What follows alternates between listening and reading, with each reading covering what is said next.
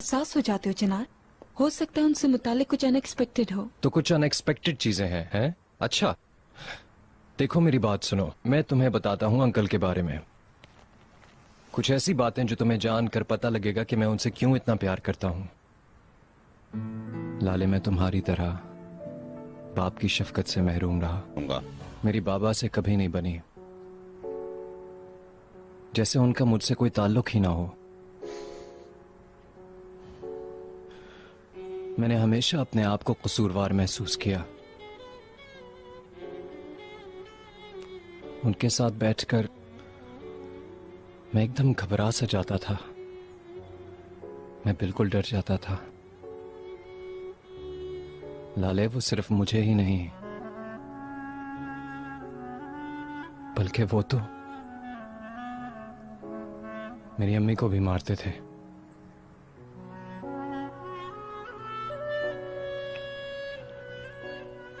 मैंने खेल में एक दिन गलती से उनका हुक्का तोड़ दिया। उनका चेहरा गुस्से से सुर्ख हो गया। मैंने कभी उन्हें ऐसा नहीं देखा था। उन्होंने अचानक मुझको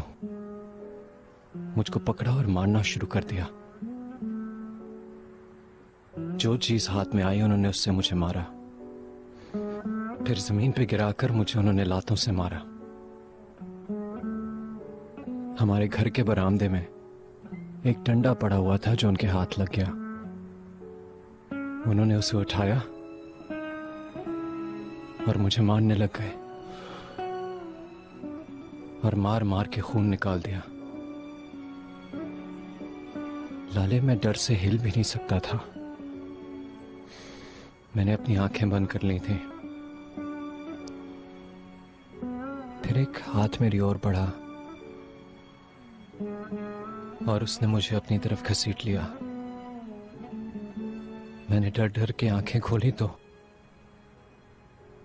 मैं अंकल की गोद में था। उन्होंने मेरे सर को चूमा, फिर मेरे आंसू पोंछे।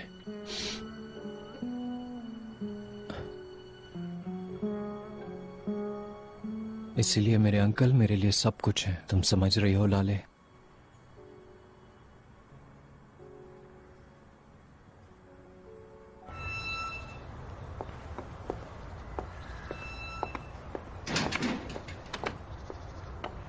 चलो।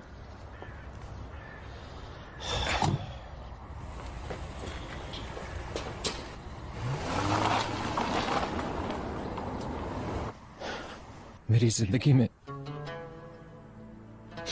बाप की मोहब्बत नहीं थी।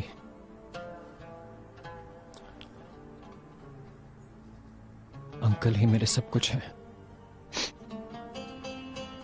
उन्होंने जिंदगी में मुझे जीना सिखाया।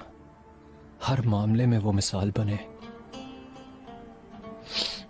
अगर वो ना होते तो न जाने हमारे साथ क्या हो जाता, और शायद मैं तुमसे भी ना मिल पाता।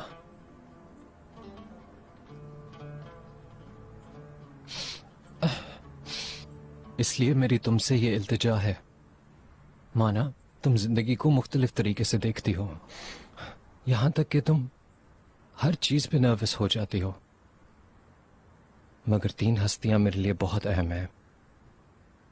तुम, अम्मी और अंकल, जिन्होंने मेरे लिए अपनी जिंदगी वक्फ की। प्लीज लाले,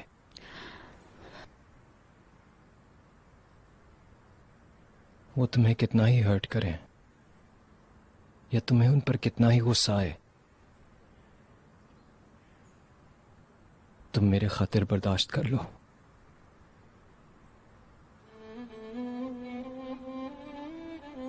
प्लीज लाले।